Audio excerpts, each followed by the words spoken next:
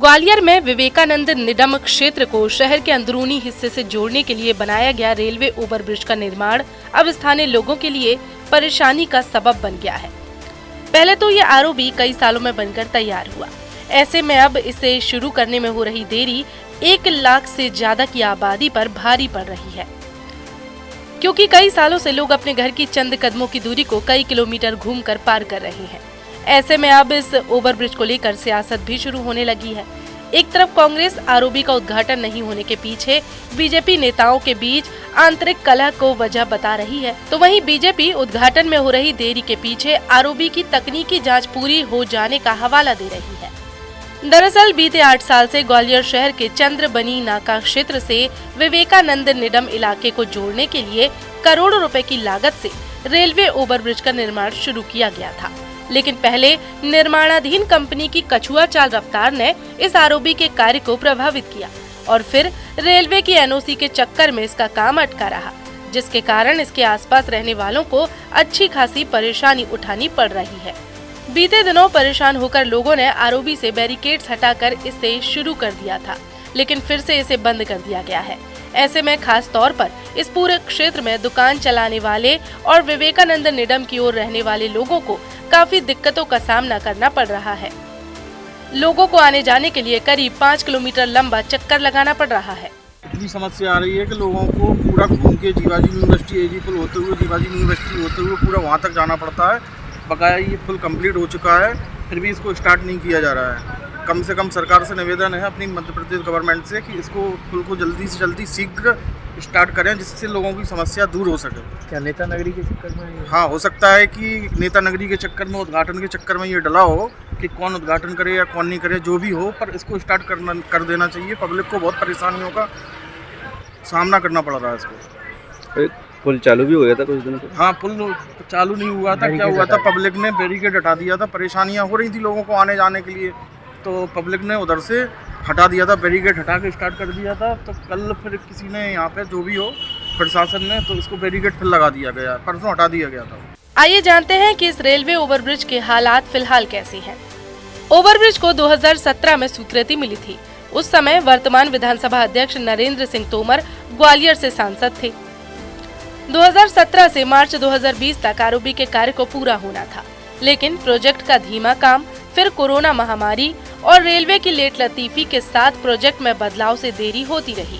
पहले 42 करोड़ 80 लाख रुपए की लागत से इसे बनाया जाना था, लेकिन प्रोजेक्ट में बदलाव के बाद इसकी लागत 57 करोड़ रुपए कर दी गई। पहले इसकी लंबाई 967 मीटर और चौड़ाई 18 मीटर रखी गई थी, लेकिन बाद में लंबाई को घटाकर 790 मीटर और चौड़ाई को भी 24 मीटर कर दिया गया था। इस पूरे रेलवे ओवरब्रिज में पटरी के ऊपर 60 मीटर का कार्य रेलवे को करना था, जिसमें काफी देर हुई। आरओबी निर्माण के कारण रेलवे पटरी के दोनों तरफ बाउंड्री खड़ी कर दी गई है, जिससे लोगों का पैदल चलना मुश्किल है। बीते 8 साल से विवेकानंद निडम आरओबी निर्माण के कारण लोग तो परेशान हैं ही। ऐसे में कांग्रेस को भी बीजेपी सरकार पर निशाना साधने का मौका मिल गया है। पूरे मामले पर कांग्रेस भाजपा सरकार और उसके नेताओं को दोषी बता रही है। इसके लिए भाजपा सरकार और उसके नेता दोषी हैं। जनता को काफ़ी परेशानी हो रही है। लोग करीब 5 किलोमीटर का चक्कर लगा के कलेक्टेड पहुंच पा रहे हैं, जबकि पुल बन के तैयार है सारा कुछ, लेकिन बीजेपी की आंतरिक गुटबाजी के कारण इस पुल का उद्घाटन नहीं हो पा रहा है। कुछ लोग चौथरा से सिंधिया जी से कराना चाहते हैं, कुछ लोग विधानसभा अध्यक्ष नरेंद्र सिंह तोमर के मुख्य अतिथ्य में कराना चाहते हैं। इनकी आंतरिक लड़ाई के में जनता ग्वालियर की पिस रही है।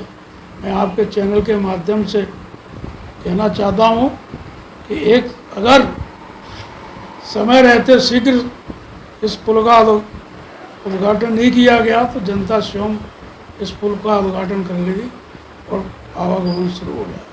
रेलवे ओवरब्रिज को शुरू करने में हो रही देरी को लेकर कांग्रेस के आरोपों पर बीजेपी का कहना है कि ये एक महत्वपूर्ण आरओबी है और निश्चित तौर पर इसके शुरू नहीं होने से जनता को परेशानी हो रही है, लेकिन बिना तकनीकी जांच के ओवरब्रिज को शुरू नहीं किया जा सकता। देखिए, वो आरओबी बहुत महत्वपूर्ण आरओबी है और बहुत सारी ट्रैफिक की समस्या से हल होने वाली है। जो लोग कलेक्टर जाना चाहते हैं और 4-5 किलोमीटर उनको दूरी पड़ती है, यहाँ से 4-5 किलोमीटर कम में दूरी में पहुँच जाएंगे। उसका बहुत जल्दी शुभारंभ होना चाहिए, लेकिन बहुत सारी टेक्निकलिटीज हैं उसमें। तकनीकी कारण है, क्योंकि उसका भी लोड चेक होना है। जब तक लोड चेक होगा नहीं तो ट्रैफिक हम छोड़ेंगे कैसे? तो लोड चेक होना बहुत ज़रूरी है। और अभी आज ही ऐसा समाचार मिला है कि कार्बन ने कहा है कि हमने लोड चेक किया है और जल्दी उसको हम प्रारंभ करने वाले हैं। कांग्रेस की गुटबाजी की बात कर रही है, मंत्री नहीं कर पा रहे हैं। देखिए, कांग्रेस के पास तो गाल बजाने को कुछ भी नहीं है। वे टेक्निकली में जाते नहीं हैं, वे गहराई में उतरते नहीं हैं और ऊपर पर जवान हिलाते हैं। उनको पता होना चाहिए कि बिना तकनीक कारण कल को कोई दुर्घटना हो जाए, कोई बात हो जाए तो जिम्मेदार कौन होगा? तो जब उसको चालू करना ही है तो सारी औपचारिकता पूरी करके, सारे तकनीकी क्षमता को भाप करके उसके बाद उसका उद्घाटन किया जाए। और वास्तव में वह महत्वपूर्ण बहुत आरोपी है और उसको जल्दी चालू होना चाहिए। बहरहाल रेलवे ओवरब्रिज बनकर तैयार हो चुका है और बताया जा रहा है कि लोड टेस्ट में भी ये पास हो गया है, लेकिन इसके लोकार्पण को लेकर अभी तक कोई भी कार्यक्रम तय नहीं किया गया है।